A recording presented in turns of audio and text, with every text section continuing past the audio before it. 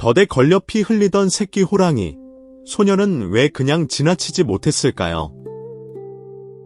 깊은 산속에서 나무를 하던 그와 소녀는 낑낑대는 울음소리를 들었습니다. 가시덫에 뒷다리가 걸린 새끼 호랑이였지요. 소녀는 무서웠지만 조심히 덫을 풀어주었습니다. 제 저고리 자락을 찢어 상처를 싸매주었습니다. 며칠 동안 몰래 먹을 것을 가져다 주었습니다. 새끼 호랑이는 소년을 따르며 눈을 맞추었습니다. 그러던 어느 날 호랑이는 숲속으로 사라졌습니다. 소년은 다시 만나지 못했습니다. 세월이 흘러 소년은 어엿한 청년이 되었습니다. 여전히 가난했지만 부지런히 일하며 살아갔지요. 어느 늦은 밤, 청년은 산길에서 길을 잃고 말았습니다. 어둠 속에서 험상궂은 산적대가 나타나 둘러쌌습니다. 우두머리가 칼을 빼들며 가진 것을 다 내놓으라 했습니다. 청년은 온몸이 떨렸지만 도망칠 곳이 없었습니다. 바로 그때 산이 울리도록 큰 포효가 들렸습니다. 거대한 호랑이가 뛰쳐나와 산적들에게 이빨을 드러냈습니다. 놀란 산적들은 걸음아 나 살려라 도망쳤습니다. 호랑이는 청년 앞에 서서 가만히 고개를 숙였습니다. 뒷다리에 남은 오래된 흉터를 보고서야 깨달았습니다. 그 옛날 자신이 살려준 새끼 호랑이였다는 것을요. 말 못하는 짐승도 받은 은혜는 평생 잊지 않는다 하였습니다. 사람들은 이 이야기를 두고두고 전하며 마음을 다잡았다고 합니다. 교수들이 줄지어 선 자리에서 밥을 3그릇이나 비우는 처녀가 있었습니다. 사람들은 손가락질하며 수군거렸지요. 대갓집에서 아들의 짝을 고르던 날이었습니다. 곱고 가녀린 처녀들 사이에 유독 몸집이 큰 처녀 하나가 앉아 있었습니다. 밥상을 받자 처녀는 부끄러워하지 않고 밥 3그릇을 뚝딱 비웠습니다. 다른 교수들은 입을 가리고 웃었고 매파도 난처한 얼굴을 하였습니다. 그러나 시어머니가 될 노부인만은 조용히 처녀를 지켜보았습니다. 저 아이는 손이 크고 힘이 좋겠구나. 노부인은 남들이 비웃는 그 처녀를 며느리로 삼겠다 하였습니다. 집안 사람들은 모두 놀라 말렸지만 노부인의 뜻은 굳었습니다. 혼인 후 몇 해 지나지 않아 큰 흉년이 들었습니다. 고가는 비어가고 일꾼들은 하나둘 떠나갔습니다. 그때 며느리가 나섰습니다. 산에 못지않은 힘으로 손수밭을 갈고 지게를 지고 나무를 해왔습니다. 밤에는 길쌈을 하고 새벽에는 누구보다 먼저 일어나 부엌을 대었습니다. 동네 사람들은 그 부지런함과 억척스러움에 혀를 내둘렀습니다. 굶주리던 이웃집에도 곡식을 나누어 주니 한때 비웃던 이들도 부끄러워 고개를 숙였습니다. 겉모습만 보고 놀렸던 자신들을 돌아보게 된 것이지요. 세월이 흘러 그 집안은 마을에서 가장 넉넉한 집이 되었습니다. 사람들은 그제야 깨달았습니다. 사람은 겉으로 보이는 모습이 아니라 그 속에 담긴 마음과 정성으로 보아야 한다는 것을요. 열흘째 소금 한 줌 못 판 소금 장수 앞에 다 해진 옷을 입은 거지 아이가 쓱 나타났습니다. 아이는 대뜸 이렇게 말했지요. 아저씨, 그 소금은 비 오는 날 파세요. 소금 장수는 어이가 없었습니다.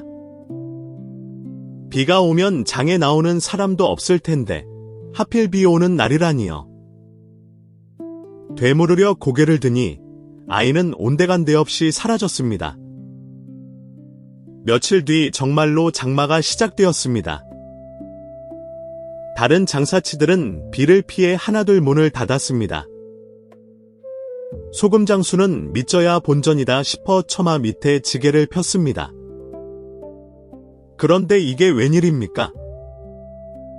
비에 젖어 눅눅해진 소금이 곱고 짜다며 사람들이 몰려들었습니다. 장마철엔 소금이 귀해져 값이 두세 배로 뛴다는 것을 몰랐던 것이지요. 하루 만에 지게가 텅 비고 주머니는 두둑해졌습니다. 소금 장수는 은혜를 갚고자 아이를 찾아 온 마을을 헤맸습니다. 그런 아이는 본 적이 없다는 대답만 돌아왔습니다. 사람들은 그 아이가 산신령이 보낸 전령이었을 거라 수군거렸습니다. 지혜란 이렇듯 뜻밖의 초라한 모습으로 찾아오는 법이라 하지요. 깊은 밤, 낡은 절 법당 안에서 선비는 숨도 쉬지 못하고 있었습니다. 눈앞에 앉은 여인의 눈이 사람의 것이 아니었으니까요. 대체 무슨 일이 있었던 것일까요? 그날 낮, 과거를 보러 한양으로 향하던 선비는 산길을 지나고 있었습니다. 그런데 나무 위에서 다급한 까치 울음소리가 들려왔지요. 올려다보니 커다란 구렁이 한 마리가 둥지로 기어오르고 있었습니다. 새끼 까치들은 날지도 못한 채 벌벌 떨고 있었고요. 선비는 잠시 망설였으나 이내 활을 들어 시위를 당겼습니다. 화살은 정확히 구렁이를 꿰뚫었습니다. 구렁이는 나무 아래로 떨어져 숨이 끊어졌습니다. 해가 저물도록 선비는 길을 재촉했지만 인간은 나타나지 않았습니다. 마침 산속에 낡은 절이 하나 보였습니다. 선비는 그곳에서 하룻밤 묵기로 하였지요. 그런데 밤이 깊어지자 어디선가 인기척이 났습니다. 문이 스르르 열리더니 검은 비단 한복을 입은 여인이 들어섰습니다. 낯빛이 유난히 희고 눈동자가 촛불 아래 이상하게 빛나고 있었지요. 여인은 나긋한 목소리로 말했습니다. 낮에 죽인 구렁이가 바로 제 지압이었다고요. 선비의 등에 식은땀이 흘렀습니다. 여인은 서서히 몸을 비틀며 본 모습을 드러냈습니다. 다름 아닌 거대한 구렁이였습니다. 여인은 이제 선비를 삼켜 원수를 갚겠노라 말했습니다. 선비는 두 손을 모으고 목숨만은 살려달라 빌었지요. 그러자 구렁이는 서늘하게 웃으며 조건 하나를 내걸었습니다. 저 산 아래 종로에서 새벽종이 3번 울리면 살려주겠다고요. 하지만 그 종은 사람이 쳐야만 울리는 것. 이 깊은 산속에 종을 칠 사람이 있을 리 없었습니다. 선비는 죽음을 각오하고 눈을 감았습니다. 그런데 그 순간 저 멀리서 종소리가 울려 퍼졌습니다. 1번, 2번, 3번. 구렁이는 놀라 멈칫하더니 약속대로 스르르 사라졌습니다. 날이 밝자 선비는 떨리는 걸음으로 종루를 찾아갔습니다. 그런데 그곳에는 사람의 그림자도 없었습니다. 다만 종 아래에 머리가 깨진 까치 한 마리가 쓰러져 있었습니다. 낮에 구해준 새끼까치의 어미였지요. 어미까치는 은혜를 갚으려 몇 번이고 머리로 종을 들이받았던 것이었습니다. 선비는 그 자리에 무릎을 꿇고 한참을 흐느꼈습니다. 훗날 그는 과거에 급제하여 높은 벼슬에 올랐다고 하지요. 하지만 평생 까치를 함부로 대하지 않았다고 합니다. 사람도 다하지 못할 그 은혜를 작은 새 한 마리가 목숨으로 갚았던 것입니다. 다음에는 또 다른 기이한 옛이야기로 찾아뵙겠습니다. 그날 밤, 청년은 꽁꽁언 강 위에 맨몸으로 엎드려 있었습니다. 도끼 하나 들고 나온 그가 얼음을 향해 울며 절을 하고 있었던 것이지요. 대체 그는 무엇을 그리도 간절히 빌었던 것일까요? 때는 한겨울, 산골 마을에 사는 청년의 어머니가 자리에 눕고 말았습니다. 몇 날 며칠 미움도 넘기지 못하던 어머니가 문득 한마디를 흘렸습니다. 잉어가 먹고 싶구나 하고 말입니다. 하필이면 강물이 돌덩이처럼 얼어붙은 한겨울이었습니다. 청년은 곧장 도끼를 챙겨 강으로 내달렸습니다. 하지만 얼음은 사람 키만큼이나 두껍게 얼어 있었지요. 아무리 내리쳐도 흠집 하나 나지 않았습니다. 팔이 저리고 손에 피가 맺히도록 찍어보았지만 소용이 없었습니다. 해는 저물고 청년의 몸은 얼어가는데 강은 꿈쩍도 하지 않았습니다. 그런데 그날 청년의 마음속엔 남모를 두려움이 하나 있었습니다. 어머니가 이 겨울을 넘기지 못할지도 모른다는 두려움이었지요. 그는 도끼를 내려놓고 얼음 위에 엎드렸습니다. 하늘이시여, 제 목숨을 가져가는 한이 있어도 어머니를 살려주십시오. 청년은 그렇게 울며 빌고 또 빌었습니다. 그 순간이었습니다. 저적 하는 소리와 함께 발밑의 얼음이 갈라지기 시작했습니다. 놀란 청년이 물러설 새도 없이 얼음 한가운데가 쩍 벌어졌지요. 그리고 그 틈으로 커다란 잉어 한 마리가 튀어 올랐습니다. 마치 누군가 던져준 것처럼 청년의 발치에 툭 떨어졌던 것입니다. 청년은 잉어를 품에 안고 집으로 달려갔습니다. 어머니는 그 국물을 한 술, 두 술 넘기더니 며칠 만에 눈을 떴습니다.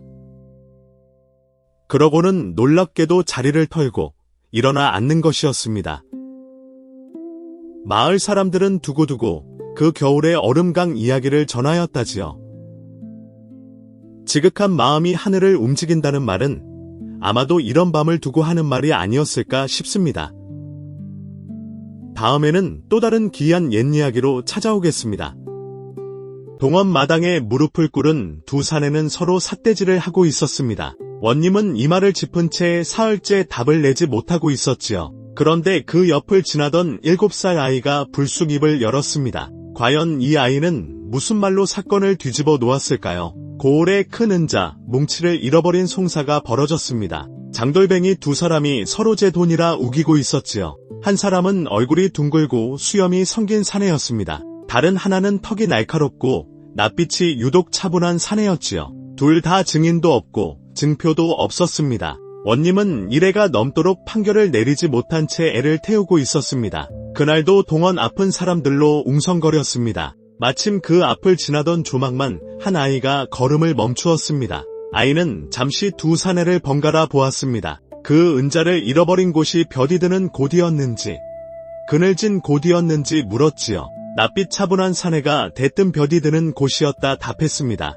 그런데 둥근 얼굴의 사내는 아무 말도 하지 못한 채 눈만 굴렸습니다. 아이는 다시 물었습니다. 그 자리에 큰 소나무가 있었는지 말이요. 낯빛 차분한 사내는 이번에도 망설임 없이 있었다고 답했습니다. 그러자 아이가 조용히 말했습니다. 그 자리엔 원래 소나무가 없소? 내가 방금 지어낸 말이었소. 그 말에 낯빛 차분한 사내의 얼굴이 하얗게 질려버렸습니다. 거짓을 말하려 서두르다 스스로 덫에 걸린 것이었지요. 원님은 그 광경을 지켜보다 무릎을 탁 쳤습니다. 아이의 말 한마디가 열을 골머리를 앓던 송사를 단숨에 풀어낸 것이었습니다. 진범은 결국 고개를 떨구고 훔친 돈을 내놓았습니다. 원님은 아이의 머리를 쓰다듬으며 나이는 어려도 지혜는 어른을 넘어선다 하였지요. 그날 이후 고을 사람들은 지혜에는 나이가 없다는 말을 두고두고 이야기하였습니다. 다음엔 또 다른 신비한 옛 이야기로 찾아오겠습니다.